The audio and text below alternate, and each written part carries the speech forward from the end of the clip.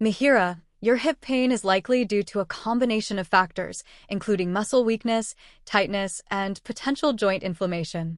We'll focus on strengthening the core and hip muscles to improve stability. Gentle stretching exercises will help increase flexibility and reduce stiffness. It's important to maintain a healthy weight to alleviate pressure on the hip joint.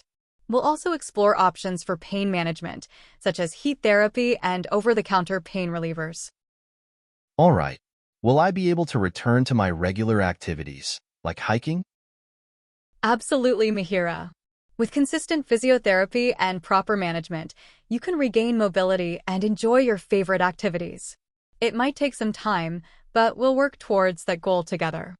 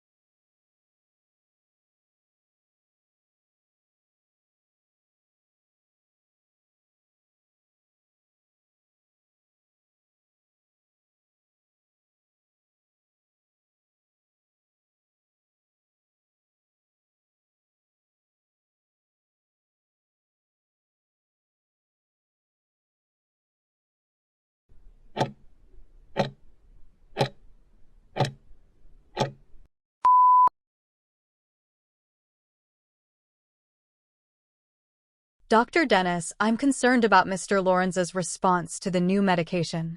He's been experiencing side effects such as nausea and dizziness. That's concerning, Dr. Mihira. Let's review his medication history and identify any potential interactions. I've checked for any known interactions, but I can't find any that would explain these side effects. It's possible that Mr. Lawrence is experiencing an idiosyncratic reaction to the medication.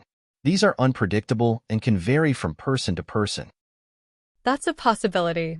We should consider adjusting the dosage or switching to an alternative medication. Dr. Mihira, let's discuss the potential risks and benefits of adjusting the dosage or switching medications. We need to weigh the severity of the side effects against the effectiveness of the medication. I agree. We should also monitor Mr. Lawrence closely for any worsening symptoms. If the side effects become intolerable, we may need to discontinue the medication.